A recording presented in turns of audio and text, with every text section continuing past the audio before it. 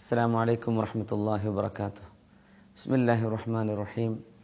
الحمد لله والصلاة والسلام على رسول الله وعلى آله وصحبه أجمعين. أما بعد. വിശുദ്ധ റമളാനിൽ ഒരുപാട് നന്മകൾ ചെയ്യാൻ നമ്മൾ തയ്യാറായിരിക്കുകയാണ്.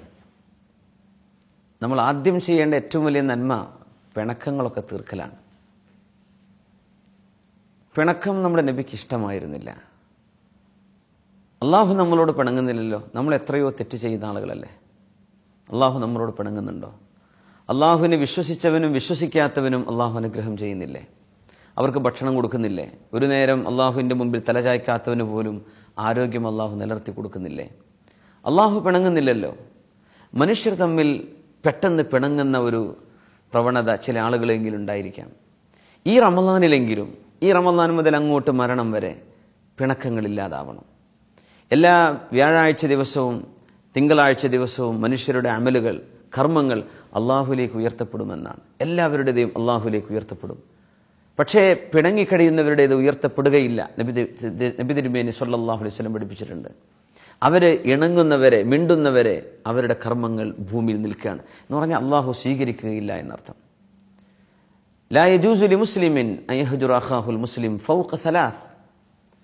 എന്തെങ്കിലും ചില കശപിശകളും പ്രശ്നങ്ങളും ഉണ്ടായേക്കാം. പക്ഷെ 3 ദിവസത്തിലേറെ 2 വിശ്വാസികൾക്ക് പിണങ്ങി നിൽക്കാൻ പാടുള്ളതല്ല. ലാ യഹില്ലു, അവർക്ക് അനുവദിക്കപ്പെട്ടതല്ല എന്നാണ് നബി തങ്ങൾ പറഞ്ഞു. ഒരാൾ മറ്റവനെ കാണുമ്പോൾ അവൻ മുഖം തിരിക്കുന്നു, അപ്പോൾ ഇയാൾ മുഖം തിരിക്കുന്നു, അവൾ മുഖം തിരിക്കുന്നു, ഇവൾ മുഖം തിരിക്കുന്നു. അങ്ങനെ 2 പേരും മിണ്ടാതെ 3 ദിവസത്തിലേറെ കഴിഞ്ഞാൽ അല്ലാഹു സുബ്ഹാനഹു വ തആല അവർക്കത് അനുവദിച്ചു കൊടുത്തില്ല. തീർച്ചയായും അതിനെ സംബന്ധിച്ച് നാളെ ചോദ്യം ഉണ്ടായിരിക്കും.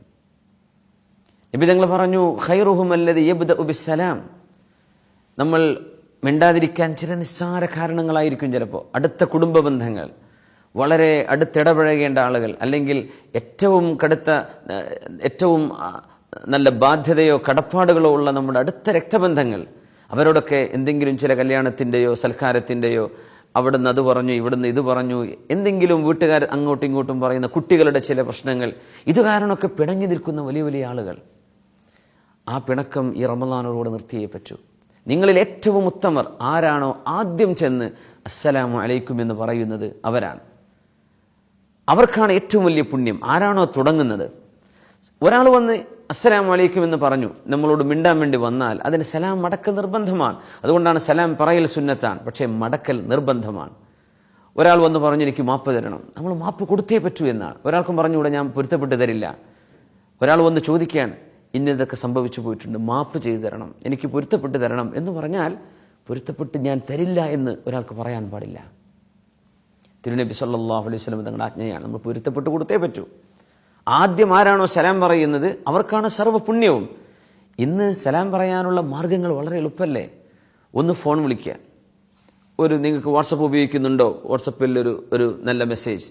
വിശുദ്ധ റമളാനല്ലേ, നമുക്ക് ഒരുപാട് കാലയിൽ പിണങ്ങുന്നത്, മരിച്ചു പോകണ്ടേ, നമുക്ക് നന്നാവാം, നന്നായാൽ ഒരുപാട് നമ്മുടെ കർമ്മങ്ങൾ, 2 പേരുടെയും കർമ്മങ്ങൾ സ്വീകരിക്കപ്പെടുമല്ലോ, നമുക്കൊരു വിട്ടുവീഴ്ചയാവാം.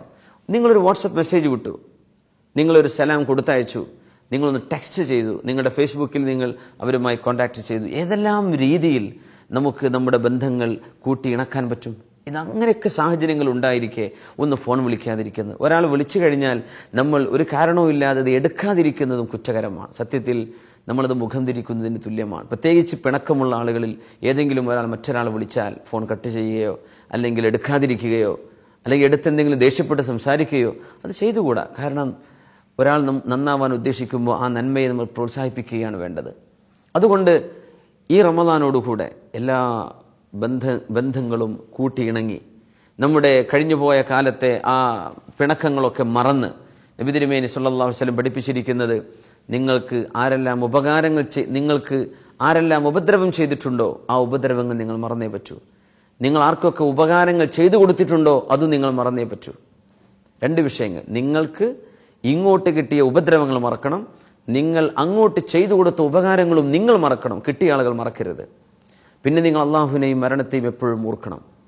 ഈ 2 വിഷയങ്ങൾ ഓർക്കുകയും 2 വിഷയങ്ങൾ മറക്കുകയും ചെയ്താൽ ജീവിതത്തിൽ ശരിയായ സന്തോഷം കിട്ടും. ഏറ്റവും വലിയ സന്തോഷം കിട്ടാനുള്ള ഒറ്റമൂലിയ നബി തങ്ങൾ ഈ പറയുന്നത്, അള്ളാഹുവിനെയും മരണത്തെയും ഓർക്കുക, നിങ്ങൾക്ക് ആരെങ്കിലും ചെയ്ത ഉപദ്രവങ്ങൾ നിങ്ങൾ മറക്കണം, നിങ്ങൾ മറന്നേ പറ്റൂ. അത് ഓർത്തുകൊണ്ടിരിക്കുമ്പോഴാണ് ശത്രുതയുണ്ടാകുന്നത്.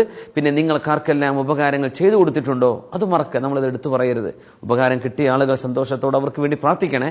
പക്ഷേ നമ്മൾ ചെയ്തു കൊടുത്ത ആളുകൾ അത് ഓർമ്മിച്ച് നടക്കരുത്. നമ്മളത് മറക്കണം. നമുക്ക് ഇനിയും വേറെയും നന്മകൾ ചെയ്യാനുണ്ടോ എന്ന് ആലോചിക്കുക. അങ്ങനെ ജീവിതം സന്തോഷകരമാക്കുക. ചെറിയൊരു ജീവിതമാണ്. ഈ പിണക്കങ്ങളൊക്കെ കഴിഞ്ഞ് നമ്മൾ ഖബറിലേക്ക് പോയി കിടക്കേണ്ടവരാണ്. അതുകൊണ്ട് ഈ റമദാനോടുകൂടെ നമ്മുടെ ജീവിതം അള്ളാഹുവിൻ്റെ ഇഷ്ടത്തിലായി, തിരുനബി ഇഷ്ടപ്പെടുന്ന രീതിയിൽ ഒരു വിശ്വാസിയുടെ സത്യസന്ധമായ ജീവിതമായി നമുക്ക് മാറ്റണം.